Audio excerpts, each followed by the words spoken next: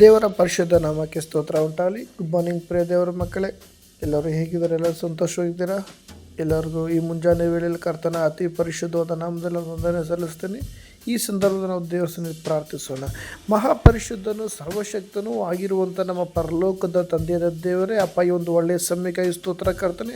ದೇವರೇ, ಈ ಮುಂಜಾನೆ ವೇಳೆಯಲ್ಲಿ ನಿನ್ನ ಸನ್ನಿಧಿಯಲ್ಲಿ ಅಪ್ಪ ಮತ್ತೊಂದು ಬಾರಿ ಪ್ರಾರ್ಥಿಸಲು, ಜೀವನ ವಾಕ್ಯವನ್ನು ಧ್ಯಾನಿಸಲು ಕೊಟ್ಟಂತಹ ಕೃಪೆಯಾಗಿ ಸ್ತೋತ್ರ ಕರ್ತನೆ. ತಂದೆಯಾದ ದೇವರು, ಈ ವಾಕ್ಯ ನೋಡ್ತಿದ್ದ ಪ್ರತಿಯೊಬ್ಬರನ್ನು ಅಪ್ಪ ನಿನ್ನ ಹಸ್ತಕ್ಕೊಪ್ಪಿಸಿಕೊಟ್ಟು ಪ್ರಾರ್ಥಿಸ್ತೇನೆ. ಚಿಕ್ಕೂರು ಮೊದಲುಗೊಂಡು ದೊಡ್ಡವರ ಪರ್ಯಂತ ತಂದೆಯಾದ ದೇವರು ನಿನ್ನ ಗಾಯವುಳ್ಳ ಹಸ್ತಕ್ಕೆ ಸಮರ್ಪಿಸಿಟ್ಟು ಪ್ರಾರ್ಥಿಸ್ತಾ ಕರ್ತನೆ. ದೇವರೇ, ಈ ದಿನದಲ್ಲಿ ನೋಡುವುದಾದರೆ ಒಬ್ಬೊಬ್ಬರನ್ನು ದೇವರಾತ್ಮ ನೀನು ಬಿಡುಗಡೆ ಹುಟ್ಟಿರುವಂತನಾಗಿದ್ಯಾ, ಒಬ್ಬೊಬ್ಬರನ್ನು ಬದಲಾಯಿಸಿ ಮಾರ್ಪಡಿಸಿರುವಂಥ ನೀನಾಗಿದ್ದೆ ಕರ್ತನೆ. ಆದರೆ ದೇವರೇ, ಈ ದಿನದಲ್ಲಿ ಸ್ವಾಮಿ ಅಪ್ಪ ಶತ್ರುನ ಎಲ್ಲ ಕುತಂತ್ರ ಬಿಡಿಸಿದ ದೇವರೇ, ಅಪ್ಪ ನಿಮಗೆ ಸ್ತೋತ್ರ ಕರ್ತನೆ. ಈ ದಿನದ ಕೇಳ್ಪಡುವಂಥ ಈ ಒಂದು ಜೀವನ ವಾಕ್ಯ ಒಬ್ಬೊಬ್ಬರ ಜೀವಿತದ ಫಲವಾದ ಕಾರ್ಯ ನಡೆಸಲಿಕ್ಕೆ ಕರ್ತನೆ. ಅದಕ್ಕಾಗಿ ನನ್ನನ್ನೇ ನಿನ್ನ ಹಸ್ತಕ್ಕೊಪ್ಪಿಸಿಕೊಟ್ಟು ಪ್ರಾರ್ಥಿಸ್ತಾನೆ. ವಾಕ್ಯಗಳ ಪದಗಳ ಗುಡಾರ್ಥ ತಿಳಿಯಪಡಿಸು ಸ್ವಾಮಿ. ನೀ ನನ್ನ ಸಂಕಟದ ಆದಿನ ಅಂತ್ಯದವರು ನೀನು ನಾವು ಮೈಪಡಿಸು ರಾಜ. ನಿನ್ನ ಪ್ರಸಿದ್ಧ ನಮ್ಮ ಮಧ್ಯೆ ಚಲಿಸಲ್ಪಡಲಿಕ್ಕಂತಾನೆ. ಅದಕ್ಕಾಗಿ ನನ್ನನ್ನೇ ನಿನ್ನ ಹಸ್ತಕ್ಕೊಪ್ಪಿಸಿಕೊಟ್ಟು ಪ್ರಾರ್ಥಿಸ್ತಾನೆ ಕರ್ತಾನೆ. ಈ ಸಣ್ಣ ಪ್ರಾರ್ಥನೆ ಕೇಳಿದ ಸ್ತೋತ್ರ. ಸಣ್ಣ ಪ್ರಾರ್ಥನೆ ಕೇಳಿ ದೊಡ್ಡ ಮಹಿಮೆದ ಕಾರ್ಯ ಒಬ್ಬೊಬ್ಬರ ಜೀತಲ್ಲಿ ಮಾಡುವುದಕ್ಕಾಗಿ ಸ್ತೋತ್ರ. ಯೇಸು ನಮ್ಮ ಮೊದಲ ನಾಮದಲ್ಲಿ ಪ್ರಾರ್ಥಿಸ್ತೇನೆ, ನನ್ನ ಪರಲೋಕ ತಂದೆ ದೇವರೇ, ಆಮೇಲೆ ಸ್ತೋತ್ರ. ಕರ್ತನ ಅತಿ ಪರಿಶುದ್ಧವಾದ ನಾಮದಲ್ಲಿ ನಿಮ್ಮೆಲ್ಲರೂ ಮತ್ತೊಂದು ಬಾರಿ ವಂದನೆ ಸಲ್ಲಿಸ್ತೀನಿ. ಪ್ರಿಯ ದೇವರ ಮಕ್ಕಳೇ, ಎಲ್ಲರೂ ಹೇಗಿದ್ದೀರಾ? ನೀವೆಲ್ಲರೂ ಕರ್ತನ ಪರಿಶುದ್ಧ ನಾಮದಲ್ಲಿ ಸಂತೋಷವಿದ್ದೀರ ನಾನು ನಂಬ್ತೇನೆ. ಈ ಸಂದರ್ಭದಲ್ಲಿ ನಾವು ದೇವ್ರು ಕೊಟ್ಟ ಒಂದು ಆಲೋಚನೆ ಹೆಸನ ಕೊಲೊಸ್ಸೆದವರಿಗೆ ಬರೆದ ಪತ್ರಿಕೆ 1ನೇ ಅಧ್ಯಾಯ 13ನೇ ವಾಕ್ಯ. ತೆಗ್ದಿರೋರು ಓದಿ. ಕೊಲೊಸ್ಸೆದವರಿಗೆ ಬರೆದ ಪತ್ರಿಕೆ 1ನೇ ಅಧ್ಯಾಯ 13ನೇ ವಾಕ್ಯ. ದೇವರು ನಮ್ಮನ್ನು ಅಂಧಕಾರದ ದೊರೆತನದಿಂದ ಬಿಡಿಸಿ ತನ್ನ ಪ್ರಿಯ ಕುಮಾರನ ರಾಜ್ಯದೊಳಗೆ ಸೇರಿಸಿದನು. ಆಮೇನ್. ಪ್ರಿಯ ದೇವ್ರ ಮಗುವೆ, ಈ ಒಂದು ವಾಕ್ಯಕ್ಕಾಗಿ ನಾನು ದೇವರಿಗೆ ಸ್ತೋತ್ರ ಮಾಡ್ತೀನಿ. ಯಾಕಂದರೆ ದೇವರು ಮುಖ್ಯವಾಗಿ ನಮ್ಮನ್ನು ಎಲ್ಲಿ ಬಿಡಿಸಿದ್ದಾರೆ? ಅಂಧಕಾರದ ದೊರೆತನದಿಂದ.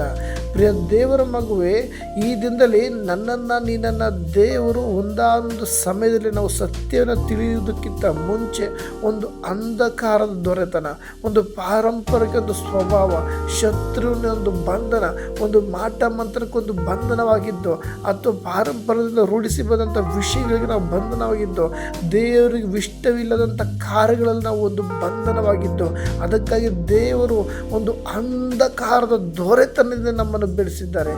ಅದಕ್ಕಾಗಿ ಪ್ರಿಯ ದೇವ್ರ ಮಗುವೆ, ನಮ್ಮನ್ನು ಬಿಡಿಸಿದಲ್ಲದೆ ಈ ಲೋಕದಲ್ಲಿ ನೋಡುವುದಾದರೆ ಇನ್ನೂ ಅನೇಕ ಜನರು ಅಂಧಕಾರದ ದೊರೆತನದಲ್ಲಿದ್ದಾರೆ. ಪ್ರತಿಯೊಬ್ಬರಿಗೋಸ್ಕರ ಈ ದಿನ ನಾವು ಪ್ರಾರ್ಥಿಸಬೇಕು. ನಾನು ನೀನು ಬಿಡುಗಡೆ ಆದರೆ ಮಾತ್ರ ಅಲ್ಲ ಪ್ರಿಯ ದೇವ್ರ ಮಗುವೆ, ಈ ಲೋಕದಲ್ಲಿ ಅನೇಕರು ಅಂಧಕಾರದ ದೊರೆತನದಲ್ಲಿ ಬಿದ್ದಿದ್ದಾರೆ. ಅದೊಂದು ಶತ್ರುವಾದವನು ಅವರನ್ನು ಹಿಡಿದು ಅವರನ್ನು ಬದುಕಕ್ಕೂ ಆಗದೆ ಸಾಯಕ್ಕೂ ಆಗದೆ ಜೀವಿಸುತ್ತಿರುವುದು ಅನೇಕರಿದ್ದಾರೆ. ಸತ್ಯ ಗೊತ್ತು, ಆದರೆ ಸತ್ಯವನ್ನು ಅಂಗೀಕರಿಸೋಕ್ಕೆ ಅವ್ರಿಗೆ ಆಗ್ತಿಲ್ಲ. ಪ್ರಾರ್ಥನೆ ಮಾಡೋಕ್ಕೆ ಮನಸ್ಸುಂಟು, ಆದರೆ ಪ್ರಾರ್ಥನೆ ಮಾಡೋಕ್ಕಾಗ್ತಿಲ್ಲ. ಸಭೆಗೆ ಹೋಗೋಕ್ಕೆ ಮನಸ್ಸುಂಟು, ಆದರೆ ಸಭೆಗೆ ಹೋಗೋಕ್ಕಾಗ್ತಿಲ್ಲ. ದೇವರ ಮಗುವೆ, ಇಂಥ ಪರಿಸ್ಥಿತಿ ಅನೇಕರಿದ್ದೀರ. ಈ ಮುಂಜಾನೆ ವೇಳೆಯಲ್ಲಿ ಹಾದು ಹೋಗುತ್ತಿದ್ದೀರ. ದೇವರ ಮಗುವೆ, ನೀನು ಈ ಒಂದು ಸಂದರ್ಭದಲ್ಲಿ ಹಾದು ಹೋಗುತ್ತಿರುವುದೇ ಆದರೆ ನೀನು ದೇವರಿಗೆ ಸ್ತೋತ್ರ ಮಾಡು. ದೇವರು ಹೇಳ್ತಾ ಇದ್ದಾರೆ, ದೇವರು ನಮ್ಮನ್ನು ಅಂಧಕಾರದ ದೊರೆತನದಿಂದ ಬಿಡಿಸಿ ತನ್ನ ಪ್ರಿಯ ಕುಮಾರನ ರಾಜ್ಯದೊಳಗೆ ಸೇರಿಸಿದನು. ಆಮೇನ್. ಪ್ರಿಯ ದೇವ್ರ ಮಗುವೆ, ನನ್ನನ್ನು ನಿನ್ನನ್ನು ತಂದೆಯ ದೇವರು ನಿನ್ನನ್ನು ತಾಯಿಯ ಗರ್ಭದಲ್ಲಿರುವಾಗಲೇ ನಿನ್ನ ಕರೆದಂಥ ದೇವರು. ನೀನು ಪಾಪದಲ್ಲಿ ಬಿದ್ದಿರ್ಬೋದು, ಇವತ್ತು ನೀನು ಯಾರಿಗೂ ಬೇಡವಾದಂಥ ಪರಿಸ್ಥಿತಿಯಲ್ಲಿ ಇರ್ಬೋದು, ಇವತ್ತೆಲ್ಲ ತೂಚಿಯಿಂದ ನೀನು ನಂಬಿದ್ದವ್ರು ನೀನು ದೂರ ಹಾಕಿರ್ಬೋದು.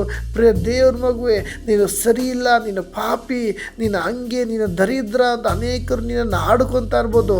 ಒಂದು ಶತ್ರುವಿನ ಒಂದು ದೊರೆತನದಲ್ಲಿ ನೀನು ಬಿದ್ದಿರ್ಬೋದು. ಪ್ರಿಯ ದೇವ್ರ ಮಗುವೆ, ಈ ದಿನ ನನ್ನನ್ನು ದೇವರು ಈ ದಿನ ಅಂಥ ಪರಿಸ್ಥಿತಿ ಇರುವುದೇ ಆದರೆ ತಂದೆಯ ದೇವರು ಹೇಳ್ತಾ ಇದ್ರೆ, ನಿನ್ನನ್ನು ಅಂಧಕಾರದ ದೊರೆತನದಿಂದ ಬಿಡಿಸಿ ತನ್ನ ಪ್ರಿಯನ ಕುಮಾರನ ರಾಜ್ಯದೊಳಗೆ ನಿನ್ನನ್ನು ಸೇರಿಸುವನಾಗಿದ್ದಾನೆ. ಪ್ರಿಯ ದೇವ್ರ ಮಗುವೆ, ಯಾರ್ಯಾರು ನಿನ್ನನ್ನು ಪಾಪಿ, ನೀನು ಸರಿ ಇಲ್ಲ, ನೀನು ಹಂಗೆ, ನೀನು ಹಿಂಗೆ, ನೀನು ದರಿದ್ರ ಅಂತಾರೋ ಅವರ ಮಧ್ಯದಲ್ಲೇ ನಿನ್ನನ್ನು ಸನ್ಮಾನಿಸುವಾಗಿ ನನ್ನ ಕರ್ತನ ಮಾಡುವಾತನಾಗಿದ್ದಾನೆ.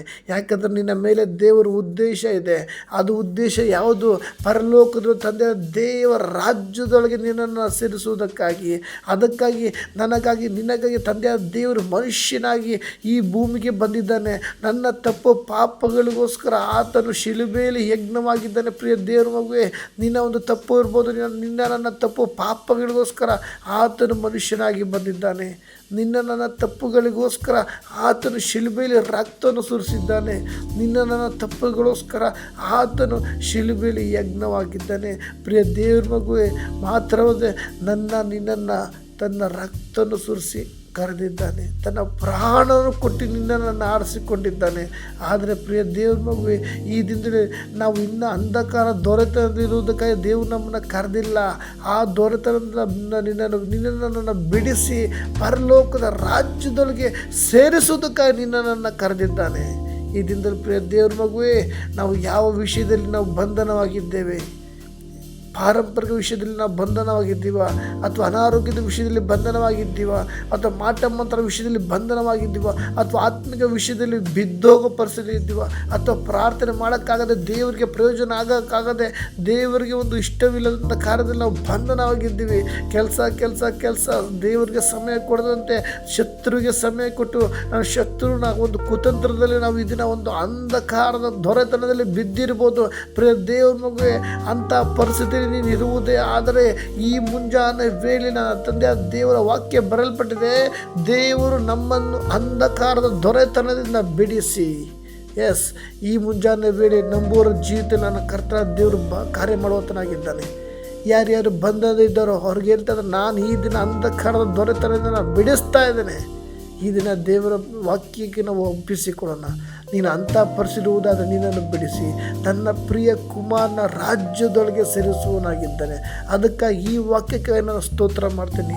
ಈ ಮುಂಜಾನೆ ವೇಳೆ ನಿನ್ನನ್ನು ಆತನ ಪರಲೋಕದ ನಿವಾಸಿಯಾಗಿ ಪರಲೋಕದ ಪ್ರಸನ್ನತೆಗೆ ದೇವರ ರಾಜ್ಯಕ್ಕೆ ನಿನ್ನನ್ನು ಕರೆದಿದ್ದಾನೆ. ಆದರೆ ಈ ದಿನ ಪ್ರಿಯ ದೇವರ ಮಗುವೇ, ಶತ್ರುವಾದರೂ ನಿನ್ನ ದೇವರ ರಾಜ್ಯಕ್ಕೆ ಸೇರದಂತೆ ಅನೇಕ ಕುತಂತ್ರ ಮಾಡ್ತಾ ಇದ್ದಾನೆ. ನಿನ್ನ ಆತ್ಮಿಕ ಜೀವಿತ ಬೆಳೆಸ್ತಾ ಇದ್ದಾನೆ, ನಿನ್ನ ಪ್ರಾರ್ಥನೆ ಜೀವಿತ ಬೆಳೆಸ್ತಾ ಇದ್ದಾನೆ, ಕುಟುಂಬದಲ್ಲಿ ಗಲಿಬಿಲಿ ಉಂಟು ಮಾಡ್ತಾ ಇದ್ದಾನೆ. ಗಂಡನ ಮುಖಾಂತರ, ಹೆಂಡತಿ ಮುಖಾಂತರ, ಅತ್ತೆ ಮಾವ ಮುಖಾಂತರ ಈ ದಿನದಲ್ಲಿ ಅನೇಕ ಗಲಿಬಿಲಿ ಆಗುವುದಾದರೆ ನೀನು ತಿಳ್ಕೊ, ಶತ್ರುನ ಇದು ಕುತಂತ್ರವಾಗಿದೆ. ಯಾಕಂದರೆ ನಿನ್ನನ್ನು ದೇವರ ರಾಜ್ಯದೊಳಗೆ ಸೇರಿಸುವುದಕ್ಕಾಗಿ ಆತನು ನಿನ್ನನ್ನು ಕರೆದಿದ್ದಾನೆ. ಇದರ ಮಧ್ಯದಲ್ಲಿ ನಿನ್ನ ಮನಸ್ಸನ್ನು ಗಲಿಬಿಲಿ ಮಾಡಿ, ನಿನ್ನ ಆತ್ಮಿಕ ಜೀವಿತನ ಗಲಿಬಿಲಿ ಮಾಡಿ, ನಿನ್ನ ಜೀವಿತದಲ್ಲಿ ಪ್ರಾರ್ಥನೆಯಿಂದ ದೂರ ತಳ್ತಾ ಇದ್ದಾನೆ. ಅದಕ್ಕಾಗಿ ಪ್ರಿಯ ದೇವ್ರ ಮಗುವೆ, ಅಂಥ ಅಂಧಕಾರದ ದೊರೆತನ ನೀನು ಬಿದ್ದಿರುವುದೇ ಆದರೆ ದೇವರು ಹೇಳ್ತಾ ಇದ್ದಾರೆ, ತನ್ನ ಪ್ರಿಯ ಕುಮಾರರ ರಾಜ್ಯದೊಳಗೆ ನೀನು ಸೇರಿಸುವುದಾಗಿದೆ.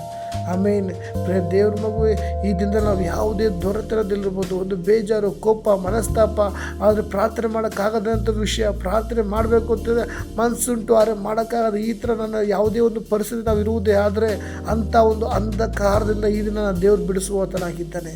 ಹೌದು ಪ್ರಿಯ ದೇವ್ರ ಮಗುವೆ, ಈ ವಾಕ್ಯಕ್ಕೆ ನೋಡುತ್ತಾರೆ ಪ್ರತಿಯೊಬ್ಬರು ತಗ್ಗಿ ಸಮರ್ಪಿಸಿಕೊಡಿರಿ. ನನ್ನನ್ನು ತಂದೆಯ ದೇವರು ತನ್ನ ಕುಮಾರ ರಾಜ್ಯದೊಳಗೆ ಸೇರಿಸುವುದಕ್ಕೆ ಇಷ್ಟಪಡ್ತಾ ಇದ್ದಾನೆ. ಅದಕ್ಕಾಗಿ ಈ ಒಂದು ವಾಕ್ಯದ ಮುಖಾಂತರ ದೇವರು ನಿಮ್ಮೆಲ್ಲರನ್ನು ಆಶೀರ್ವದಿಸಲಿ. ಪ್ರಿಯ ದೇವರ ಮಕ್ಕಳೇ, ನಿಮ್ಮ ಪ್ರಾರ್ಥನೆ ಮನವಿ ಏನಾದರೂ ಇದ್ದರೆ ಕಮೆಂಟ್ ಮೂಲಕ ತಿಳಿಸಿ, ನಾವು ನಿಮಗಾಗಿ ಪ್ರಾರ್ಥಿಸ್ತೀವಿ. ಮಾತ್ರವಲ್ಲದೆ ಅನೇಕರು ನೋಡ್ತಾ ಇದ್ದೀರಾ, ಆದರೆ ನೀವು ಲೈಕ್ ಮಾಡಿ, ಸಬ್ಸ್ಕ್ರೈಬ್ ಮಾಡಿ, ನಮಗೂ ಇನ್ನೂ ಒಂದು ವಾಕ್ಯವನ್ನು ಇನ್ನೂ ಪ್ರತಿದಿನ ಮಾಡಲು ಒಂದು ಉತ್ತೇಜನ ಉಂಟಾಗುತ್ತೆ. ದಯವಿಟ್ಟು ಲೈಕ್ ಮಾಡಿ ಸಬ್ಸ್ಕ್ರೈಬ್ ಮಾಡಿ. ಈ ಒಂದು ವಾಕ್ಯದ ಮುಖಾಂತರ ನಿಮ್ಮೆಲ್ಲರನ್ನು ದೇವರು ಆಶೀರ್ವದಿಸಲಿ. ಆಮೇನ್.